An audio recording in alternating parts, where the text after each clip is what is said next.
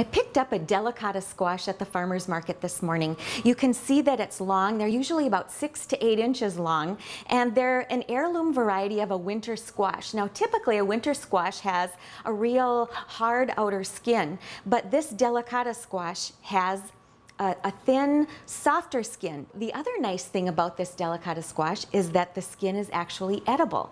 Well, the person that I bought this squash from told me her favorite way to prepare the squash. Actually, she had two. One was to cut it in half lengthwise, scoop out the insides, and put it cut side down on a plate and just put it in the microwave for a few minutes. They cook fast. The skin is very light colored. Can you see what it looks like? So we want to get rid of these seeds, and I'll just use my spoon. You can use a teaspoon. I've got a grapefruit spoon that works really well to scoop out the seeds.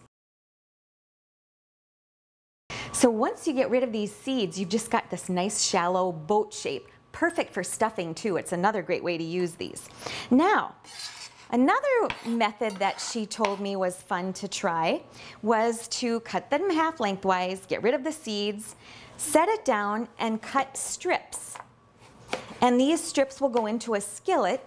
We'll add a little bit of water, and they'll get steamed until they're just about tender. But look at what happens when you cut it that way. You get these cute little smiles. What child wouldn't love to eat this kind of squash when it's shaped like a smile? So I'm just going to set these into my skillet, and you'll want to use a skillet that you have a top for.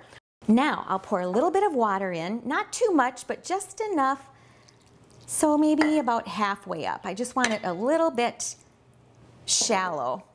And then I'm going to put it over some medium heat, bring it to a boil. I'll put the top on, bring it down to a simmer, and it won't take very long for this squash to get nice and creamy and tender. There we go. Now can you see the moisture has all evaporated, and when you poke these little squash slices with the fork, they're nice and tender. Now all I need to do is dab them with a little bit of butter, some salt and pepper, and they're ready to eat. Squash smiles. Sounds good to me. I'm Sue Doden, and I'm all about food.